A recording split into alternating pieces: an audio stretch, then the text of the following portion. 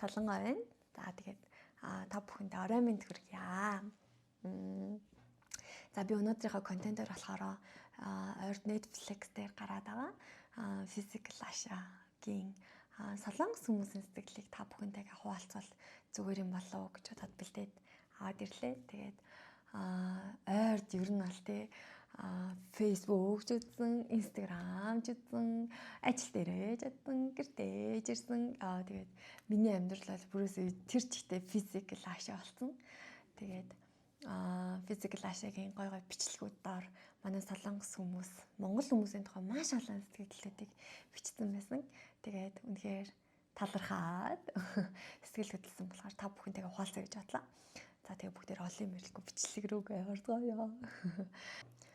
За эхний бүгдээрээ сэтгэллийг уншаад үзэх юм бол манай солонгосын баг бол бүр үнэхээр сайн өрсөлдсөн ч гэсэндээ Монголын баг бол бүр түүнээс илүү гүн гүнзгий сэтгэл төрүүлсэн. Тэгээд тэднийг харахад яг ингээд авуугаа дайчдын сүнсэнд дахиад амилсан юм шиг санагдсан. Тэгээд яг яагаад эртний хүмүүс агуу дайчдын тухай магтан дуу гаргадгийг би яг Монголын багийг хараад ойлгосон. Монголын дайчдын хүндлэл маань болохоор цаашдаж үргэлжлэх ёстой. Тэгээд дараагийн удаад Монголын багийг бүр ингээд дахин харах боломж гараасай гэж хэлсэн байна. За энд болохоор Монгол бүр үнэхээр өөрийн гэсэн дулаахан мэдрэмжтэй мөртлөө бүр ингээ хаанаас нь гараад идгийг мэдхийн аргагүй нэг тийм хатуу чанар нь бүр маш дур булаам санагдсан. Тэгээ би солонгос хүн ч гэсэндээ Монголыг дэмжсэн шүү гэд уйлсан. Эмошн гаргасан байна. Тэгээд иймэрхүү сэтгэл бол зөндөө байсан. Монголыг маш их дэмжсэн шүү. Солонгосоос илүү Монголыг дэмжсэн. Тэгээд хэрвээ солонгосын баг ялагдсан бол би Монголыг л дэмжихсэн шүү гэсэн сэтгэлээ зөндөө байсан. За дараагийн коммент нь болохоор Монголын багийг харахаар л бүр ингээд бидний алдсан зарим нэг зүйлсийг бүр ингээд одоо хүртэл өөрсдөндөө хатгалсаар байгаа мэт санагдсан. Тэгээд тийм болохоор бүр өөрийн ирэхгүй Монголын багийг дэмжээл байгаад байсан. Тэгээд Монгол баг амжилт гэсэн байна. За тэгээд дараагийн комментэн дээр болохоор тэр үсээ хоёроор боосон сахалтай ах бүр ёо бүр үнэхээр лог харагдажсэн. Яг бүр ингээд эртний дайнд шуугуулж яасан те Монгол дайчид бүр яг тийм төрхтэй байсан бахтаа л гэж бодсон. Надад ч яг тийм санагдсан. Тэгээд манай оргил ах ер нь бол солонгос интернет communication дээр явж гарч ирсэн бэхээр жижигхэн Чингис гээл те. Ёо бүр жижигхэн Чингис хаан бүр ингээд ийм байсан бахаа ч юм уу тиймэрхүү комментод алцсандаа байсан харагдсан. За дараа нь болохоор зүгээр бүр ингээд өөр орчлонгийн ухсаатын юм шиг санагдсан тий. Чингис хааны үр удам гэдэг нь бүр ингээд судсаар дамжаад надад мэдрэгдээд байлаа. Тэг бүр үнэхээр би бэлтрийг нь харахаар л хүндэлж биширмээр санагдаад байсан гэсэн байна. За дараа нь болохоор солонгос хүмүүсийн онцлог гинэ. Солонгос хүмүүс ямар онцлогтой вэ гэхээр Монгол хүмүүс хайртай. Тэгээ яг яагаад хайртай байгаад гэдгээ бид нар ч гэсэн сайн мэдэхгүй. Тэгээ зүгээр л бүр ингээд монгол хүмүүст онцгойлон л хайртай байгаад идэг. Тэгээ бүр зарим хүмүүс нь яг ингээд адилхан үндэстэн хүртэл гэж бодоод идэх хүмүүс байдгаа гэсэн байна. Ямар хөрх юм бэ те. Ямар ч шалтгаангүй зүгээр л хайртай байгаад идэг гэж шүү. Энд надад нэг таалагдсан аюу тийм өхөөртөн коммент нь юу байсан бэ гэхээр миний өмнөхд найз залуу маань болохоор монгол хүн байсан. Миний амьдралын бүр хамгийн бест хүн байсан гэсэн байна. Үнэхээр сайн монгол залуу байсан болов той. За энд болохоор монгол хэлийг анх удаа сонсож байна. Тэг үнэхээр сэтгэл татам юм аа. Бүр ингээд юу гэмээр ч юмтэй тий. Орос маягийн хэрнээ Аз өнгөстэй санагдлаа. Тэгэд адилхан зүүн хойд Азийн ус болохоор ч тэр юм уу зүүн өмнөд Азийн хэлнүүдээс илүүгээр хамаагүй сонсголтой юм аа гэсэн байна. Монгол хэлний тухай коммент энэ тий. За дараа нь болохоор монгол хүмүүсийг өрсөлдөх болгонд ингээл бусад өрсөлдөгч нар болохоор үгүй эднэр яг өдөр тутамдаа яг юу иддэм болоо гэж хэлэх болгонд нь л бүр ингээд татаж унлаа инээгээд байсан гинэ. Нэвтрүүлэг дээр тиймэрхүү зүйл зөндөө байсан тий.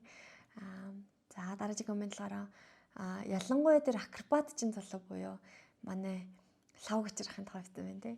Монголоор ярих үед болгонд л бүр яагаад ч юм бэ тийм нэг нууцлаг өвөрмөд сонсогдоод байсан гэж хэлсэн байна. Тэгээд ер нь бол бичлэг болгоны дор юу гэж хэлсэн бэ гэхээр лав гэж ярахыг вау ямар царайлаг юм бэ. Ёо бүр яг манай тэр солонгосын жүжигчтэй адилхан юм аа. Тэгсээр нэ би бэлтгэн хардаа. Вау, аргагүй л дэлхийн хэмжээний хүмүүс өөр юм даа гэсэн комментд бол зөндөө байсан. Тэгээд надад ч гэсэн үнэхээр мундаг гоё санагцсан. За дараагийн комментэн дээр болохоор ерөөсөө л уулс хамаарахгүйгээр Монголын баг бол бүр хамгийн гоё нэсэн тий. Сэтгэл дотн элдэг мөртлөө бүр таагтгаач үнэхээр амар сан гаргадаг. Тэгээ бүгд зөөлгөн дөлгөөхөн хатлаа бүгд ингээд ягаад ч юм өөрийн гэсэн дүр төрхтэй тий характертай. Тэгээд дуусны дараа гуйж ин тхүү бүх нэвтрүүлгээр Монгол багийг гаргаад өгөөч гэсэн байна. За энэ болохоор ёо энэ хүн бүр үнэхээр царайлаг юм аа гинэ. Та бүхэн хин гэдгийг мэдж байгаа бах тий. Тэгээд Монгол багийнхнаас хин нэг нь ярьцлага аваад өгөөч дээ. Бүх талаараа л үнэхээр сэтгэл татаад байгаа. Тэгсээр интернетээс хайхад бүр юу ч гарч ирэхгүй юм аа гэсэн комент. Тэгэхээр манай Монголын багийнхан одооноос эхлээд контент маш сайн хийгээд өгөөсэй гэж хүсэж байна. Тэгээд гадаад хүмүүс мөн миний хувьд бүгдээрээ та нарын бичлэгийг хүлээж байгаа шүү. За энэ болохоор физикал цувралд нийтлэг гардаг төрлийн хүмүүс биш. Урлагийн хүмүүс мэдрэмж өгсөн тийм хүмүүс оролцсон болохоор бүр илүү шинэлэг, үнэхээр сэтгэл татам санагдлаа. Тэгээд нэг тийм юр бусын уран тансаг гэх юм уу та. Тэгээд бас библ төр чадвар нь бүр ёо үнэхээр лаг юм аа гэж хэлсэн байна. За дараагийн коммент болохоор тэр Монголын баг яг тэр хаалга зөхөх үедээ нэг талын хаалгыг нь цогчиж амар хурдан хугарна гэдгийг яг ингээ бүх тамирчид нь зөв сонгоороо мэдж байгаа нь миний бүр шар үсийг босгосон гэсэн байна. Яа энэ хэсэг бас бүр үнэхээр гайхалтай байсан. Миний үед ч гэсэндээ. За дараагийн коммент болохоор ёо чин сэтгэлээсээ бүр Монголын баг бүр үнэхээр өвөрмөц болохоор контент юм уу нэвтрүүлгийн явц ч юм уу те нэг тийм бичлэг эсвэл нэвтрүүлэг гаргаад өгөөч дээ гуйж гинэ гэж хэлсэн байна. Миний хувьд ч гэсэн гуйж гинэ. Маш их бичлэг оруулаад өгөх юм бол үнэхээр солонгос хүмүүс ч гэсэндээ гадаад хүмүүс ч гэсэндээ маш их үзмээд байгаа юм шиг байна. Тэгээд бичлэг маш их гаргаж өгөөсэй тий. За дараагийн нь болохоор миний баг байхын л покин лист буюу хийж үзмээр байгаа зүйлүүдийн лист дотор Монголд очоод таалхиэр газар очоод морь унд сураад бүрэг дээр анги зураад Монголын нүүдэлчин хүмүүстэй бүр 1 сарын турш хамт амьдраа соёлыг нь сурах гэх мэт зүйлүүд бол байсан. Тэгээд тэр хэмжээгээр Монголын соёлыг үнэхээр биширчээсэн. Тэгээд энэ удаагийн Netflix-ээр дамжуулаад Монголын сэтгэл татам соёл заншил нь олонд хөрсөн мэт болохоор бүр үнэхээр сэтгэл дүүрэн байна. Тэгээд би заавалчгүй ихийнхаа өмнө Монголд очино. Тэгээд энэ удаад ахад нэг мэдэрсэн зүйл маань гэхээр монгол хэл бол үнэхээр сэтгэл татам. Тэгээд би заавалчгүй монгол хэлийг нэг удаа сурч үзмээр байна гэсэн байна. Түрүүн бас гарсантай адилхан монгол хэлний тухай бас маш их комментүүд байсан. Тэгээд би яагаад ч юм бэ миний хувьд болохоор монгол хэл илүү тийм ширүүн байх юм болов ширүүн санагдах юм болов хатуу сонсогдож солонгос хүмүүсийн хувьд хатуу сонсогдож магадгүй гэж бодсон. Эсвэргээр маш өвөрмөц уран тансаг юм аа гэсэн комментууд олцсондоо байсан. За тэгээд дараачих нь болохоор Монголын оргил ахын тэр гаргасан санааг бүр хараад ёо түүх тавтагдж гин гэж бодсон тий. Үнэхээр рил тий яг үнэн сэтгэлээсээ үнэхээр түүх бол худлаа хэлдэг юм байна. Цаг хугацааг үл хамааран бүр үнэхээр гайхалтай баг байлаа гэж хэлсэн байна.